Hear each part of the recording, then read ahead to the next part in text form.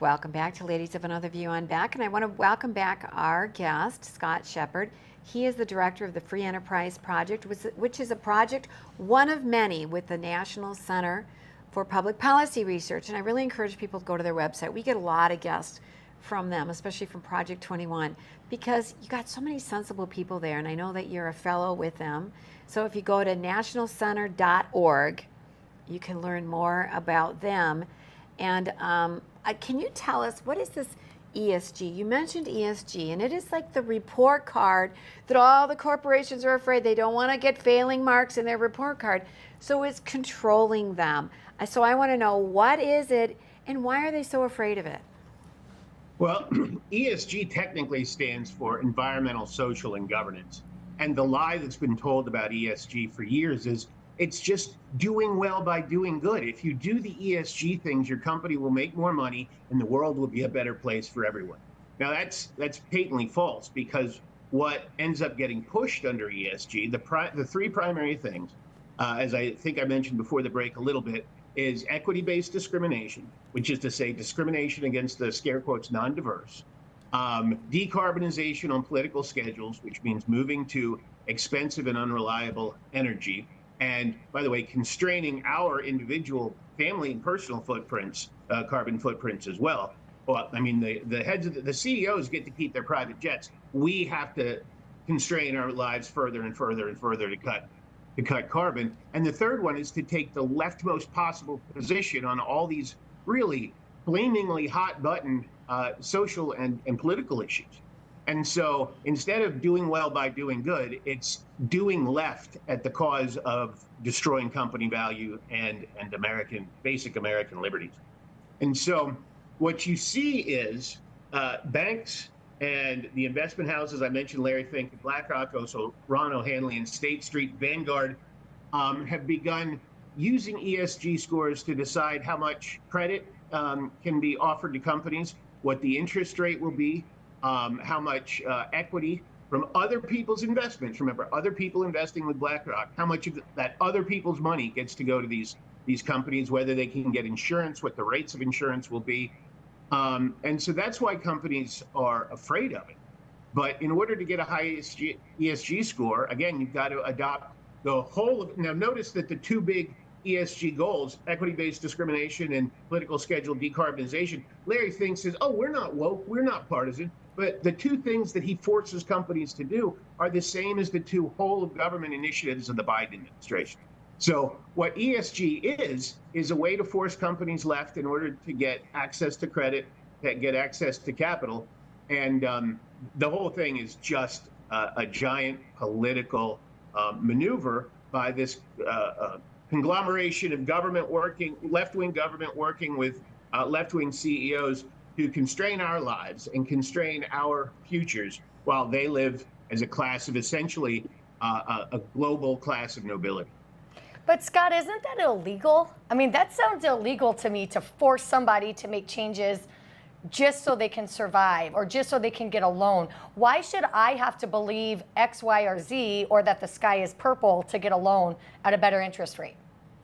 Well, I mean, there are state protections against investor protections, banking protections. I think we're going to see in many of the good states, we're going to see those heightened, and we're going to see those as tools that people can use to fight back against this misallocation of capital for political purposes. I think that certainly with the equity-based discrimination stuff, that's unconstitutional as well as illegal to discriminate on the basis of race, sex, and orientation. We're suing the executives and directors of Starbucks on exactly that ground, that they're violating the Constitution, violating the law. That violates their fiduciary duties. We're shareholders are violating their duty to us. And just yesterday in New Jersey, Starbucks got a $25 million verdict against it because it was discriminating against a white employee on the basis of race.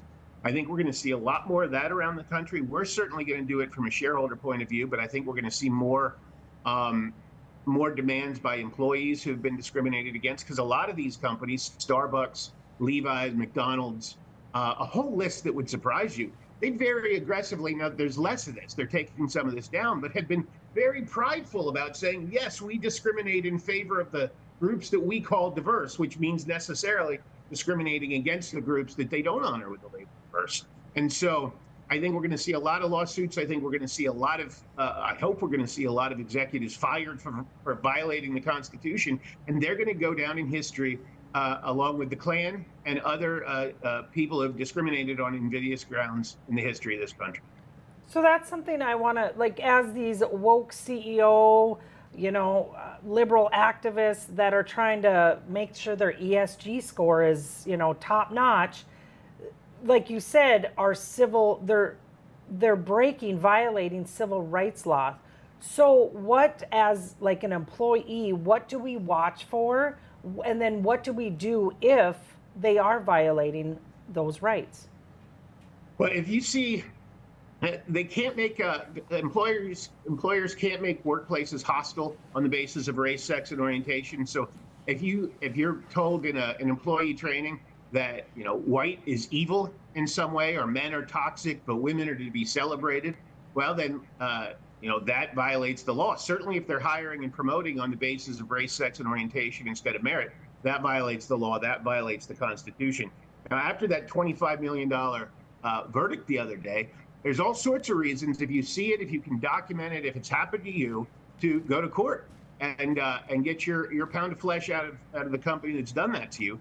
But if you're shy of that, or if it's not happening to you personally, or you don't want to get into the headlines, you don't want to take that sort of risk, we at the Free Enterprise Project, freeenterpriseproject.org, get in touch with us. Let us know what's going on. It'll be totally anonymous, tone of silence. Then we can take it from there and stand up in your defense. And we have a growing cohort of allies, public interest law firms, and other groups who are eager to take on this fight. So if it's happening to you, let us know and we'll see how we can help. It seems like things are heating up in a big way now. I think what was happening before, we couldn't have imagined people were that crazy, but they proved us wrong. It is crazy. They proved they are that crazy, and so now you had to build a defense, and Scott at the Free Enterprise Project is one of those people doing it. It almost seems like, don't you think that it's like you're going to be damned if you do, damned if you don't. You can get sued like Starbucks did, but then if you don't do it the way they want, like Target all of a sudden got a lot of backlash when they backed off a little bit. And we only have a minute left, but do you see this as coming to a head where you can't have both? Well, I don't think you can follow the Constitution and do ESG. I don't think that you can keep your fiduciary duty and keep ESG. So it's going to come down to a long push to enforce the law and end ESG. Thank you so much, Scott, for the work that you're doing and for coming on our show today. Remember, freeenterprise.org, so you can join forces, because I got to believe it's the silent majority out there that are finding their voice.